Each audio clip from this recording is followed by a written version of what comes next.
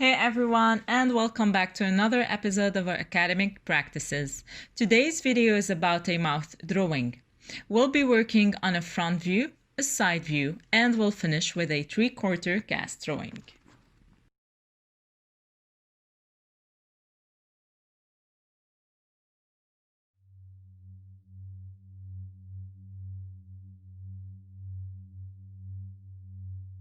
We start by drawing a long vertical line at the center of our paper in order to identify later on the main geometric forms.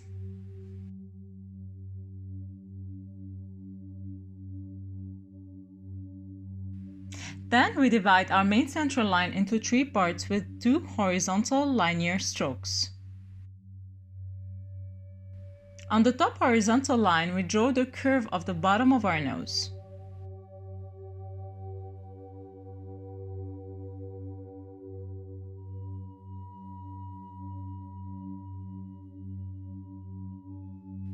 With that, we identify the limits of our nostrils and draw a quadrilateral form based on that. After identifying the main geometric form of our nose nostrils, we draw 2 oblique lines descending from the tip of our nostrils, identifying the limits of our mouth, which are called oral commissure.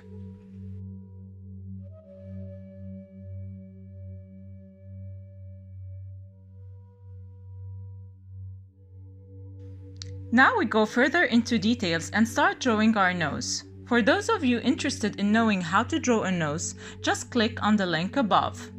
Note that anatomy of nasal bones is essential to grasp the shape of a nose and help us create a more realistic form.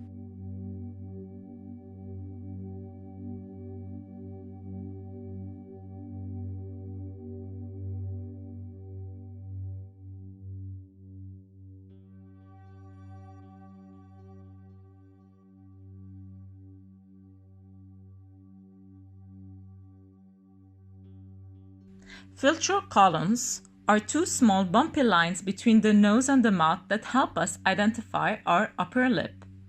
Note that the length of our quadrilateral nasal form we drew earlier is more or less equivalent to the length of the filtral columns along with the upper lip. Since we're drawing the front view of Michelangelo's David, note that the upper lip will be a bit bigger than the lower lip. We move on to the details of the upper lip, starting with the upper tubercle, which is a bump at the center of the upper lip and defined by contour lines called Cupid's bow, by drawing 2 vertical lines descending from the tips of our nasal apex down to our lips. The small tubercle is a heart-shaped bump. We continue on with the upper lip by drawing the upper vermilion border on both sides, which are oblique linear strokes that start from the Cupid's bow and come down to the oral commissure and rolled in. The upper lip vermilion is a flat part, that is why the bottom of our upper lip looks like a wave shape, with the tubercle being bumpy. The bottom of our lower lip is a curved shape flattened in the middle. The curvy contours are the lower vermilion border, and at the center of our lower lip we have a tubercle that is bumpy and is wider than the upper tubercle. We'll draw the curvy shape of our upper chin contour, delimiting the shadows between the bottom of the lower lip and the beginning of our chin.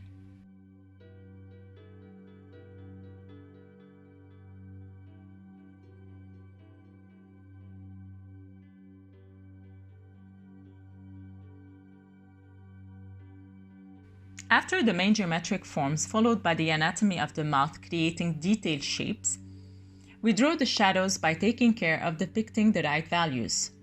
The perception of values with different gradation of shadows influences our visual understanding of form in nature. Shadows gradation are created through the transition of the plane edges. I start with the darkest shadows found here on the nostrils. I try to identify the darkest parts of my values, which are called core shadows.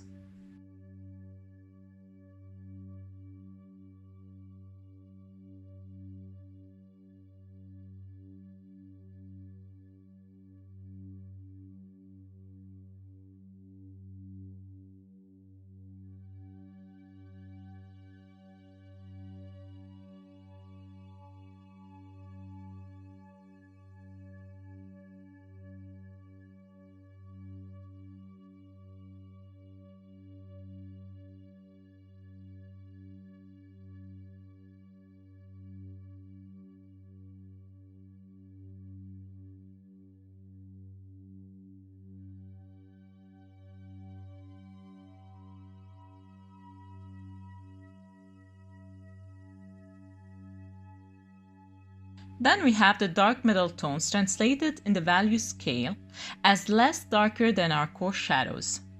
I work on the cast shadows of the nose and the mouth. I go back over and over again on my core shadows, tracing more and more longer strokes, creating a subtle transition between light and shadow.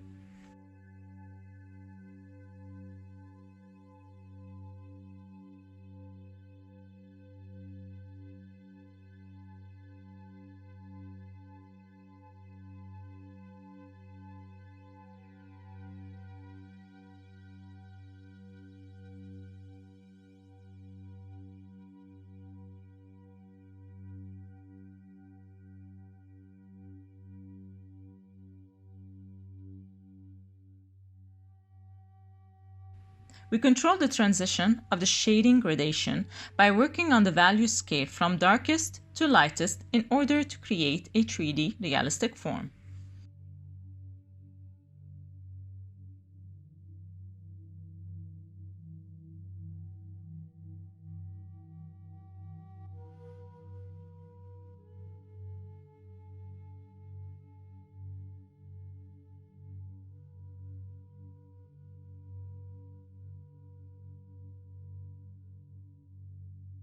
The edges are important and are the last step in the drawing process.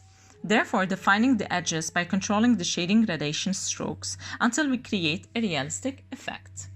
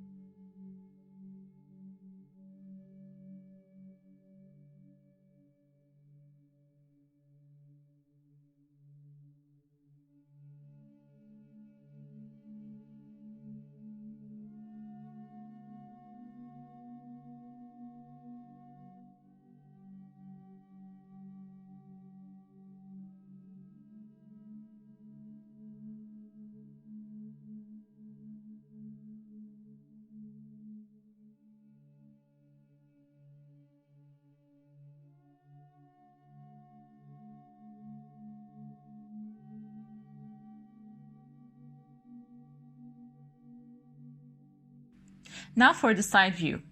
We start with a long vertical line and we divide it into two equal parts. The horizontal line drawn at the center of our main line is our mouth line.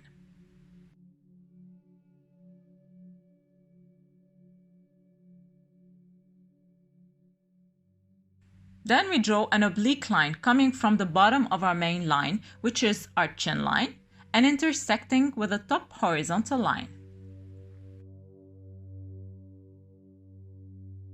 We divide our upper part into 4 smaller parts.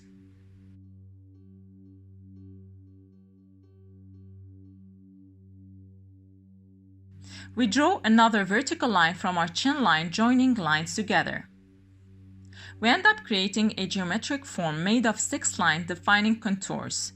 The last line we draw is the cheek line. And now we continue our drawing within the interior of our main forms by starting with a curved quadrilateral shape identifying the lower part of our nose.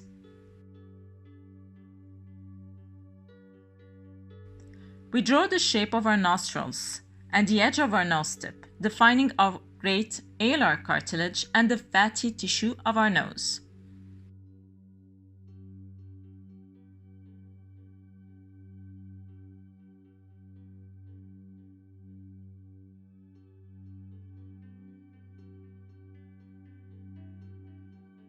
We draw the filter columns according to the main lines we drew, as well as the shape of our upper lip. When drawing the side view, we notice that the mouth shape is at the rear side, making the nose shape move forward, which means that the nose is wider than the mouth.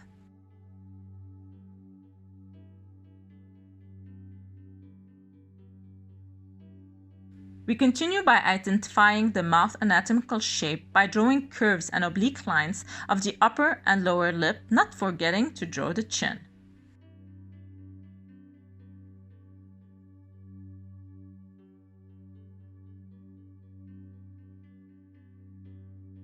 We correct the shapes and begin by laying down the shading lines in order to separate between light and shadows.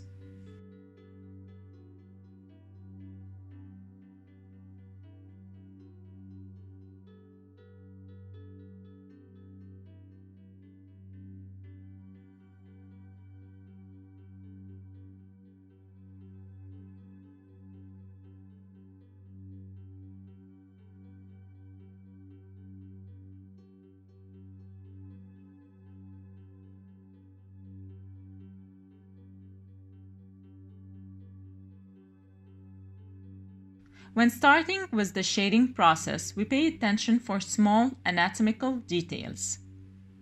With our 6B pencil, we start with our core shadow and climb our way up to the light by repeating this hatching process over and over again until we have a satisfying realistic result. I take care of the transition values on the edges and control my pencil, knowing where to enhance my pencil strokes. In drawing the shadows, we start by the core shadows, then the middle dark tones, then my reflected light, then the middle light tones, taking care of the highlight, which is our lightest part and our main focal point in the composition.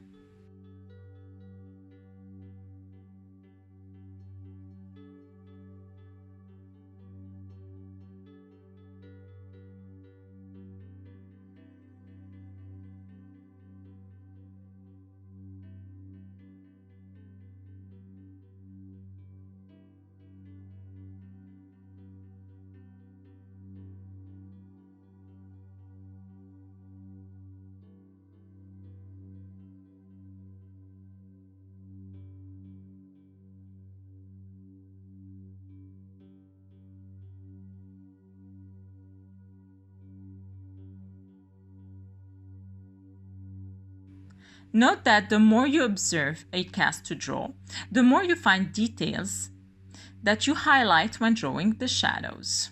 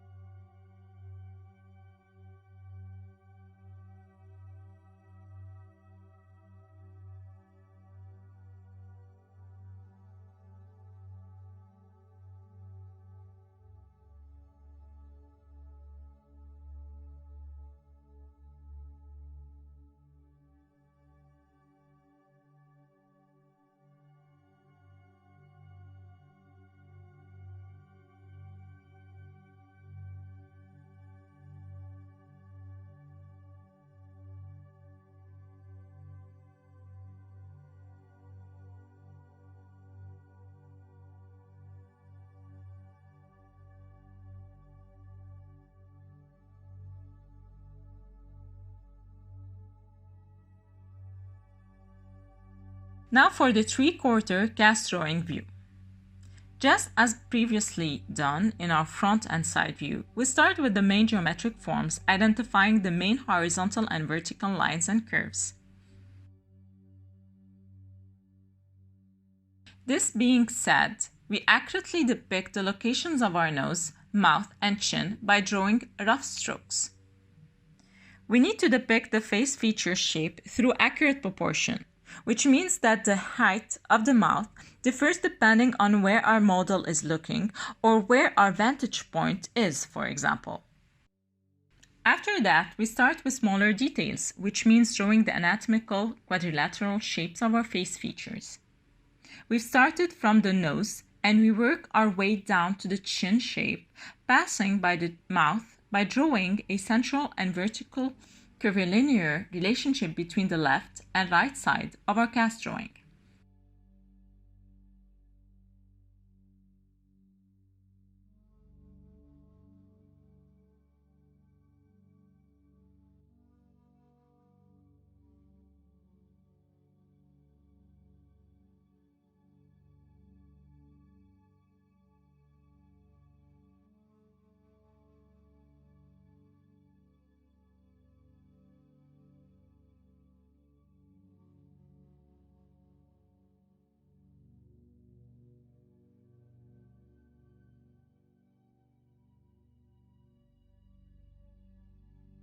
Then we start by drawing the anatomical shape through perspective and proportion.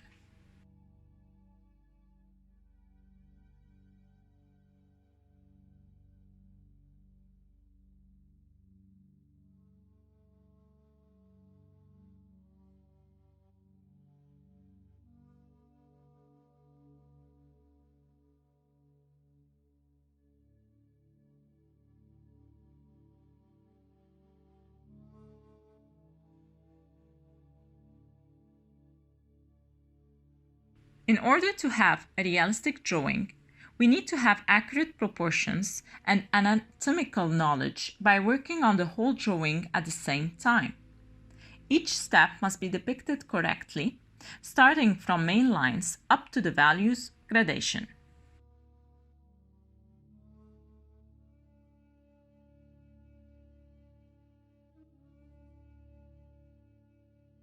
In a three-quarter view, most curves are oblique due to perspective view. In nature, nothing is perfectly square or round, and perspective plays a major role in distorting the shapes.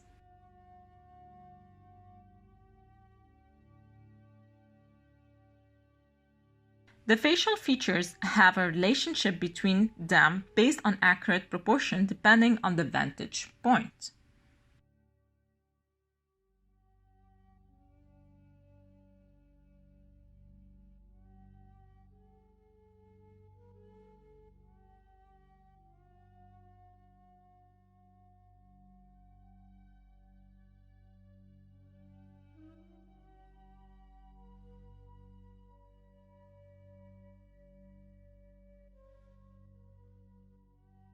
When starting the shading process, we spot the darkest shadows by delimiting with minor shapes, found in this case on the nostrils, the filter columns, and the space between the lower lip and the chin.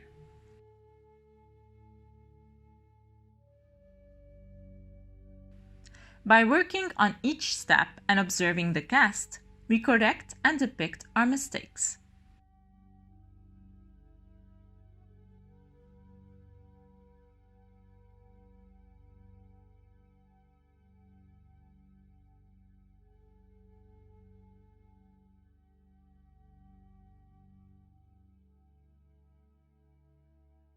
The anatomical knowledge acquired from the front and side view will help us to identify and draw the minor shapes of each face feature.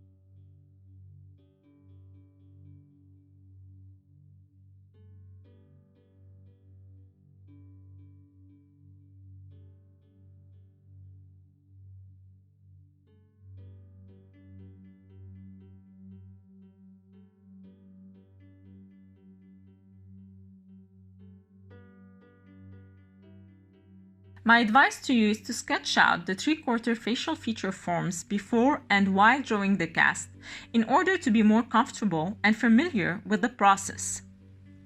Like they say, practice is the best master.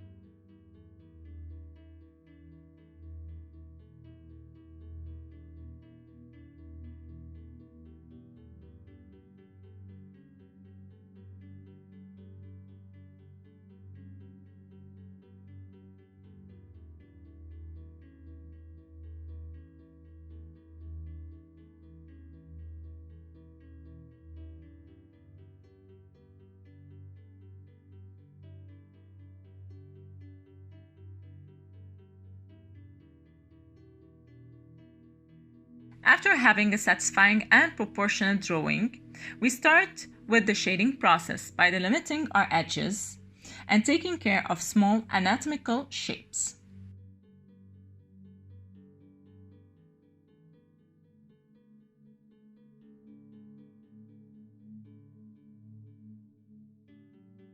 We identify first our coarse shadows and work on the whole drawing at the same time. Taking care of the edges, we climb our way up in the value scale and start implementing the middle dark tone. By controlling our pencil strokes, knowing where and how to draw, we start with our lighter tones until we get to the lightest focal points called highlight. When creating this whole process, we go back over and over again on our starting point, which are our darkest values. This will help the transition phase between light and shadow.